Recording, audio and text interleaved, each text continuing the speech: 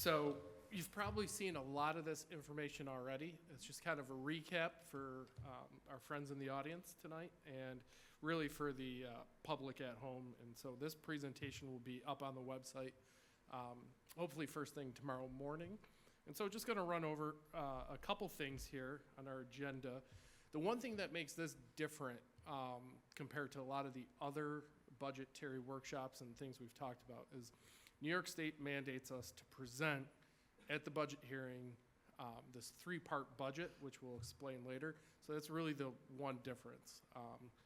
Yeah, don't mind the thousands of budget codes they make us report every year that's already in existence.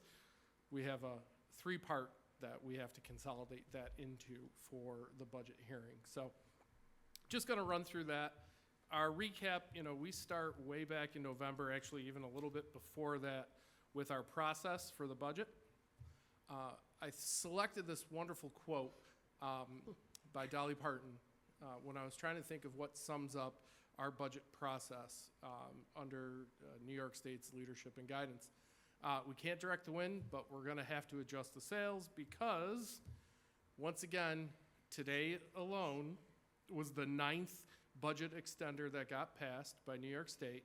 So we're going to probably be voting on our budget before we have official confirmation of some of the changes from New York State. So a couple things that I've kind of tracked down. It looks like there's foundation aid formula changes on the docket now too that they're discussing, which wasn't there, a month ago. And so I feel like as the longer it takes, we're getting more things thrown in. So going to be very interesting to see what's going on. But our approach has always been to work within the tax cap, always maintain a student-centered approach to our budgeting, using economic data, utilizing enrollment, all sorts of data, and really trying to look at every budget as not just this year, but out years for the years beyond all of us being here as well for the next generation. So a couple celebrations, we're tax cap compliant on the fiscal side. That UPK expansion, which I guess technically have to cross the fingers because it's not set in stone yet. So expanding our program. Class size and staffing well below our contractual limits, but still maintaining Encore, art, music, PE, library, and the instructional specialists across the board. Some great celebrations because it, is part of the budget process. And then more on the instructional side, continued investment in professional development, maintaining funding for tutoring and math labs, after school, regent support, things like that. Continued commitment to our BOCES vocational education program, which is large for our students. Maintaining the highest number of AP courses in the county. Protecting a wide range of secondary course offerings on the elective side. We were able to get through this budget with no reductions in the budget for athletics or co-curricular programming. And then, like I said, maintaining that student-centered approach with keeping the Webster Technical Internship Program alive, and then, expanding some career opportunities for work-study students, working with our Buildings and Grounds Department, working with our Food Service Department to create those opportunities as well. So like I said, the three-part budget, administrative, program, and capital. What's administrative? Think of our back office, central services. You'll see the line item of that as well as building administration. Program is everything for the direct instruction of students, including transportation. And then capital is really facilities maintenance and debt service that are charged there. So overwhelmingly, the largest part of our budget is the program. 78% of it goes to program, with capital being the next largest, and then administrative being after that, which, capital is really to maintain our buildings. Why are we maintaining our buildings? It's for our students. That should probably be program too, but I don't get to make the rules. So you can see our line items when it comes to administrative. There's a lot. When you think administrative, you think, oh, just administrators. But there is a lot more to that than just that. The largest cost figure there is our BOCES administrative cost. That's a standalone. Supervision is all of our administrators in that, and then the benefits associated as well. But when you think about standalone, one thing that we pay for, that BOCES administrative cost is one of the largest bills that we have on a year-over-year basis on its own. And that goes entirely for the administrative category. And then program, you can see all these areas that we're traditionally used to that will make up the program. Instruction, special education, the occupational education, the summer school, our library program, computer assisted instruction. So those are all the areas that make up the program budget that this is the only place that we report this to. There is no reporting of this to New York State. We just have to make sure we disseminate the information in this manner. And then the capital, our custodial, our buildings and grounds, the benefits associated, our debt, and then our transfers as part of this as well. So overall, our 26-27 budget is a 3.1% increase, and I was able to disseminate all of Monroe County, and so the bars are the dollar figures, what budgetary increases are happening. Our average is slightly over 4% as a county. That's the gray bar straight across. And then the red bar is highlighting the percent of the budget increase for each district. So the percent is slightly above 4. About half the districts are above that, half of them are below it. On the state side, our fiscal data is actually lagging. So it's not quite out yet. So we're still going off of a year earlier. But our Webster per pupil that we like to show, and then the Monroe County average, and we're still, I think it's an amazing stat and figure that we're operating below the county average, considering we have 2 high schools and 2 middle schools. Usually those are extreme cost drivers per pupil, but we're finding ourselves to be fairly efficient there. On the revenue side, we see some of the changes that we've talked about to get us to a balanced budget. Sales tax remaining stable.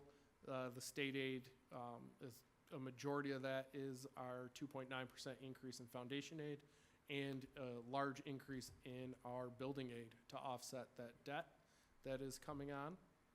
You know, interest coming down, the pilot payments also coming down because we have less of them.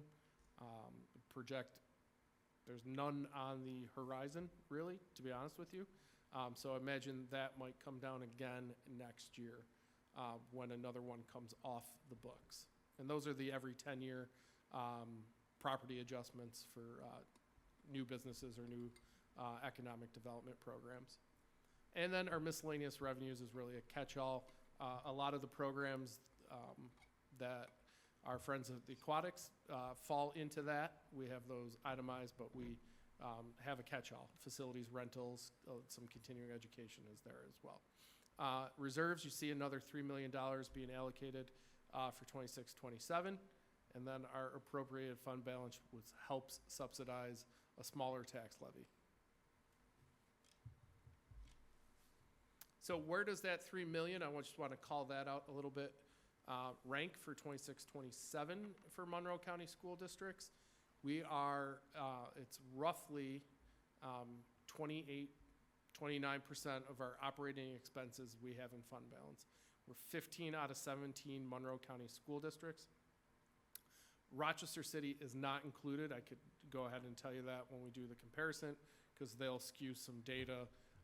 And so we just, with the way they have to report their reserves and fund balances.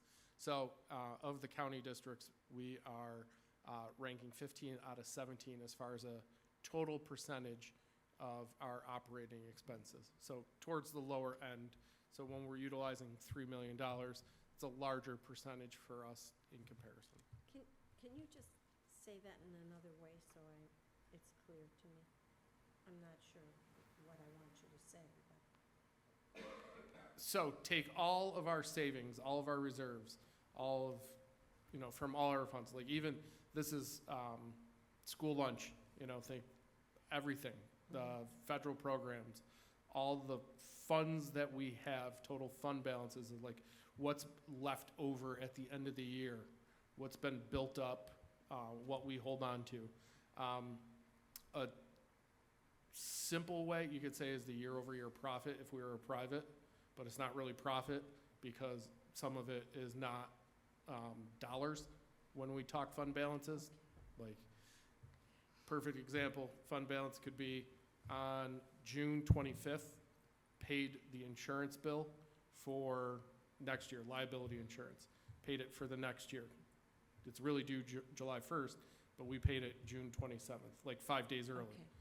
That becomes fund balance because it's for next year. We set aside that money. It's not real dollars, but it is a fund balance because it's carried into the next year. So all of those things that the auditors add up, that's the percentage against how much money we spend a year.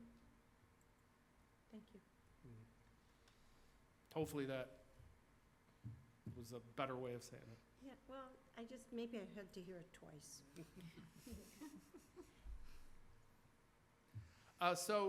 Contingent budget, just want to review what that means.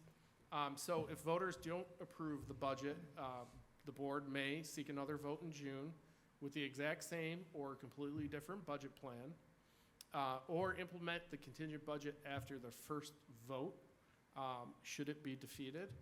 If the vote fails a second time, the Board of Ed must adopt a contingent budget with no increase in the tax levy from the prior year. So when we think contingent budget cap, it's all based on the tax levy limit. So the levy cannot be greater than this current year, 25-26. So it has to remain at 127,549,054. We remove certain things from the budget, like we can't buy equipment. We can't allow anybody to use our facilities. So think of all of our user agreements with tier A, B, and C groups, Parks and Rec, youth sports, all of that goes out the window.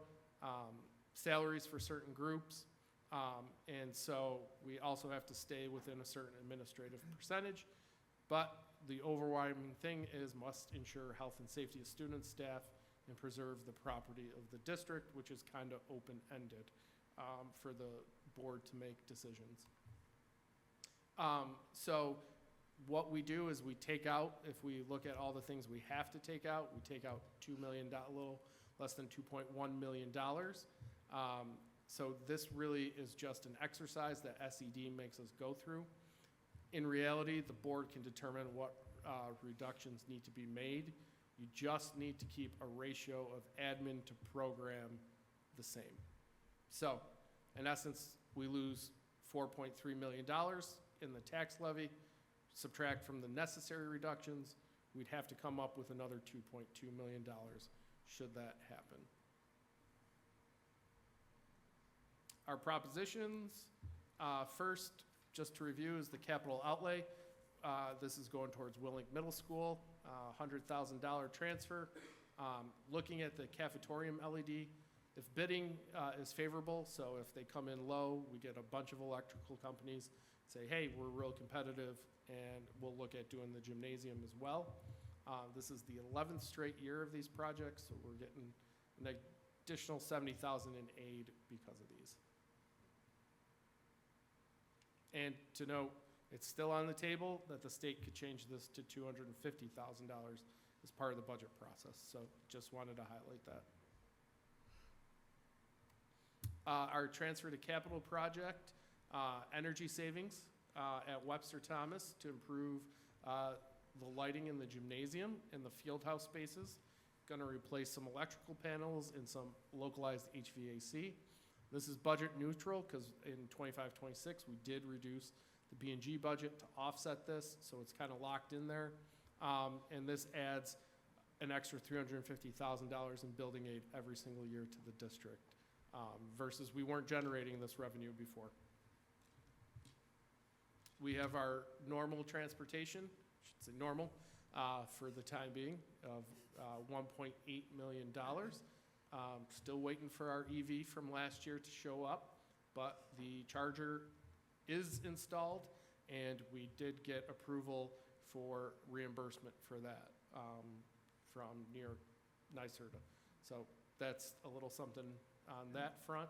But, so we are still maintaining our buses for one more year. And then the last proposition that we've talked about going all the way back to January is the renewal of the Capital Reserve Fund with a 10-year term to replace the current reserve, which reached its funding limit. We've increased the amount for this reserve that aligns better with the size and scope of our buildings and facilities. So with 14 buildings and facilities, it is a little bit more to scale to help offset some of those possible and potential projects that might have a local share. We would dip into this over time to eliminate that local share. And we had this conversation with the audit committee and our auditors about establishing this reserve for those reasons. 2 Board of Ed candidates for 2 3-year terms. Names were randomly drawn by our district clerk and will appear in the ballot in this order. Vote reminder, May 19th, 2026, Webster Schrader, from 6 a.m. to 9 p.m. Any last minute questions? Before you, the date on that other one was May 20th. Yes, that got That's through three proofreaders. It's May 19th, It is May 19th. and it was up there, it said, It's a May 20th, okay, so, nope. on one slide. Oh, okay, Got it. sorry. No, You're good catch. No, you're good. Yeah, On the contingent budget. Can you go yes. back a slide, Paul, or Brian, whoever's Yeah, I got it. controlling it? Oh, I Leave gotcha. that up.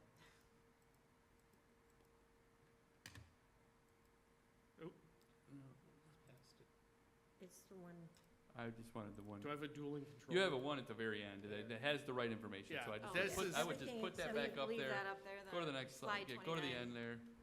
Yeah, it's right, should it, if it, Let's It make is sure the that, 19th, just to yeah, make it's sure the we- 19th. Pause on that. Yep. There. Yeah, It so is that's right there. There we go. Yes. Let's Right pause there. on that. But- That's the date. that's the that's date. the Go date, but then up there, it says, should they Yeah. refuse it on the 20th, it says the 20th, does that matter? That 20th is a typo. Okay, good, that's what I just didn't know. Good catch. I love it. It's the English. And actually, you said something earlier about the foundation. Is it just that they're looking at the different, Of possibly adding some tweaks from from the suggestions that we'd already been talking about, Yep. from either the E and From- L part of well, the formula or plus the? some additional, there's, from the way it was worded, that some more changes could possibly be on the table from the And Rockefeller that's report. information from today. I actually got it yesterday. Okay. Huh, okay. All right. Actually, thank when, I thought I texted, was it over the weekend, actually? When- I don't remember I thought I anything. I don't texted you a remember couple hearing of anything. I don't the remember things hearing anything about I saw, changes. yeah. Yeah, I don't know. Okay, and I was wondering if it was those, I did hear about the formula changes for potentially for E and L. That was what I had heard on Friday. But it was really nothing other than what I think the legislator, the Senate or the House actually had recommended. But I didn't know if there was something additional or not, so, okay, thanks. So Brian, actually, just one point of clarity. So Proposition 1, those are traditional buses, not EV buses. Correct. Good question. I'm sorry. I always thought there was always a bus thing, no, Proposition 1, yep. Right. Always. Yeah, I just want to make sure that people know watching this from a point of clarity. These are not EV, these are That's right. traditional buses. Yes, and thank you for asking that question because transparency is important to us, Right. absolutely. If we go back just to, one of the things that would make it stick out that it's not EV, we are buying 10 different types of buses. 10 times one- the The dollar amount for one- 500,000. dollar amount tells you it's not EV, The right? 525 that the one important last for our year voters. would have, we'd be oh, okay. close to 6 million versus the 1.8. Mm. Right, but there are certainly people out there that don't know the Mhm. price tag on any bus, Correct. so I think the clarity is important. Yeah. Yes. Thank you. Thank you we do it to, per second. I thought you Brian, said we for didn't. your budget newsletters, for your roadshow, Oh, okay. for helping So none of those I got books. mixed clarify up when all he of said this. that. Yeah, happy to Busyness answer questions. We with- still have a Yep. couple weeks to go, so. Yep, yep. I'll be at Central PTSA on Thursday. Thursday night, I'm So that's super available to answer any questions. super available. Love it. Super available. No, thank you for all your hard work. Are there any other questions from the public? All right, doesn't look like it. All right, with that, then a motion to close the public budget hearing. So moved, David, second, Maria, all in favor? Aye.